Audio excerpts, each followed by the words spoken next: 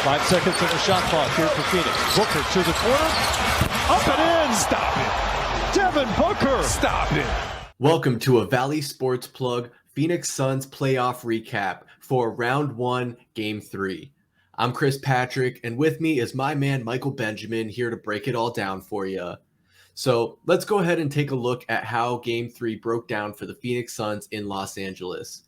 It was another slow start, but it would be tied 27-27 at the end of the first quarter. The Suns put up another 27 in the second to take a lead 54-51 going into the break.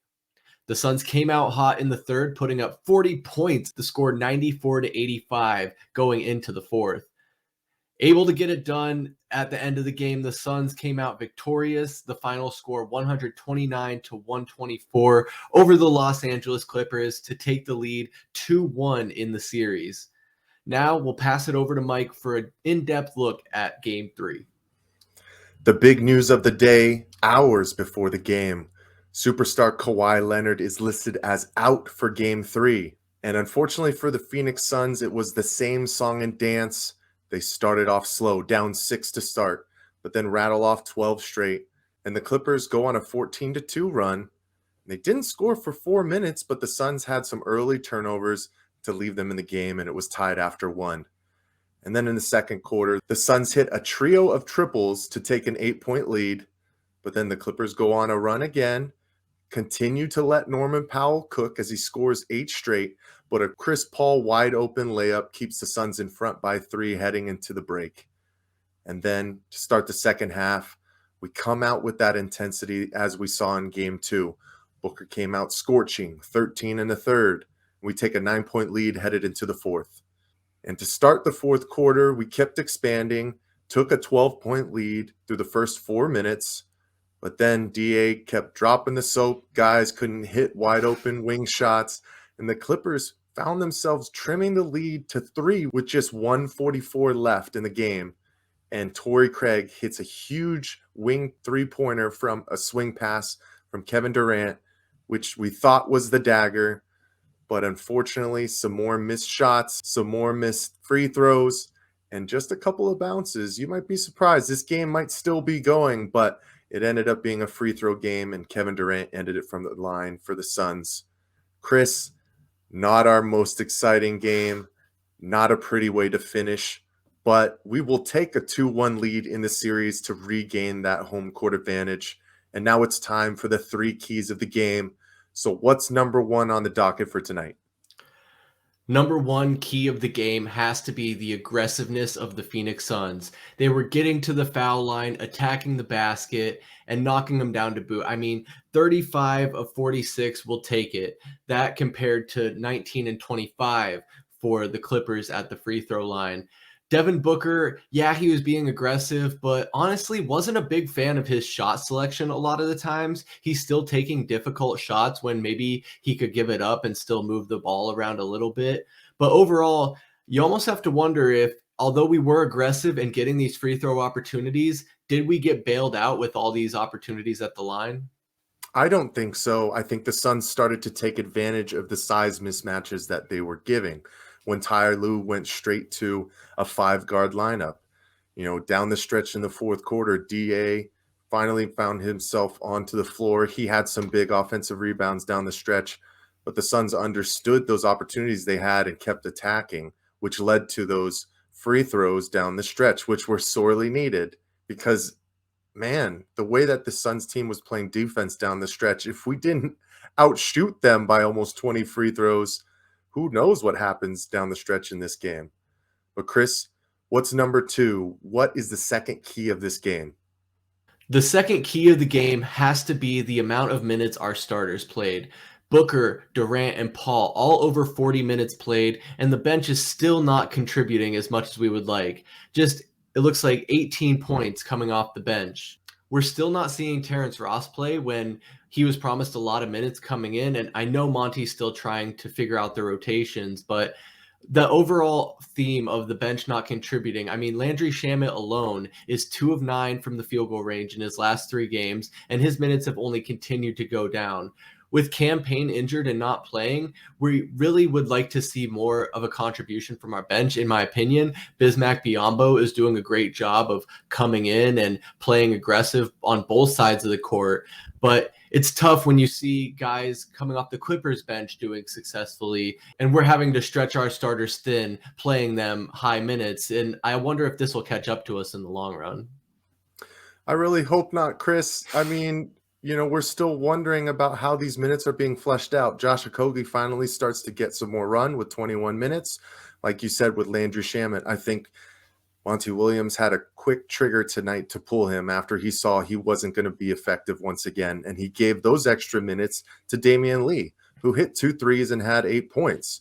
I mean, if you look at Bismack Biyombo as well, he has a plus 18 on the stat sheet. Only 11 minutes, though. I understand it is the playoffs. You play your starters big-time minutes. But like you say, it could be a concern if we're already starting to stretch these guys so far in this first-round series, especially in a game that doesn't have Kawhi Leonard. I think we were talking about this earlier. Towards the end of the fourth quarter, you were hoping that the Suns would be able to put their foot down, expand to maybe an 18-point lead, and get those guys out with about 5 minutes left and start getting some of those secondary guys some more run and some more comfortability on the floor. I'm not going to blame the bench completely. I think the guys that stepped in did their job, but I would like to see those guys who are getting 4-minute stints, Landry Shamet, TJ Warren. If you're not going to play them, don't play them. Expand the minutes to the guys that you are, stretch to a 9-man rotation. I think we're done trying to figure out what might work now. We know what's going to work, letting our superstars cook. But we also have to have our other guys like Chris Paul and DeAndre Ayton be a little bit more consistent. Chris Paul, 1 of 8 from 3. He missed at least 5 wide open three-pointers. And DeAndre Ayton was fumbling the ball once again like in game 1. So if those guys can shore it up, we're going to be just fine. But with that being said, Chris, what's our final key of this Game 3 victory in Los Angeles?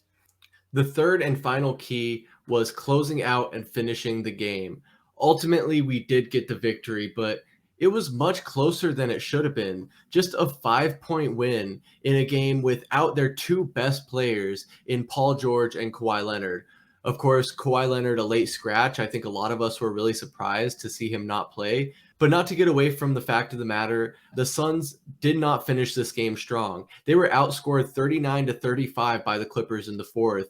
And we even saw Torrey Craig getting into foul trouble in the fourth, just maybe being too aggressive. There was a 4-point play that we gave them the opportunity to get late when they were trying to fight back, and we should have easily won by 10 or 15 points, in my opinion. So, yeah, we got the win. Yeah, we're 2-1, but I think a lot of Suns fans are wondering if the outcome might have been different had those 2 star players been in the game tonight.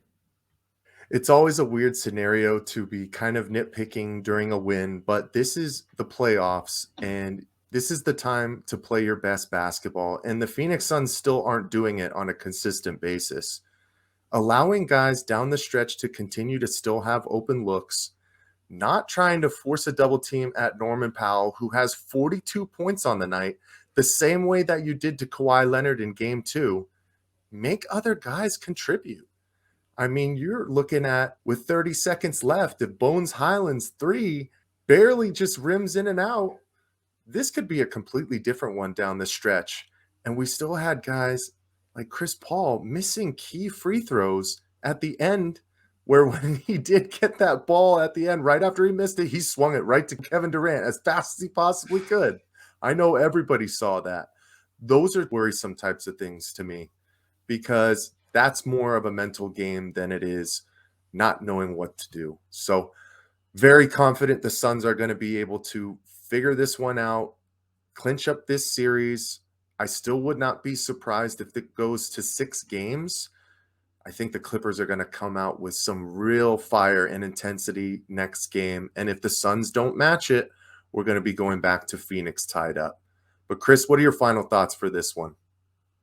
I'll keep it short and sweet. The Suns just need to be more serious on both ends of the court.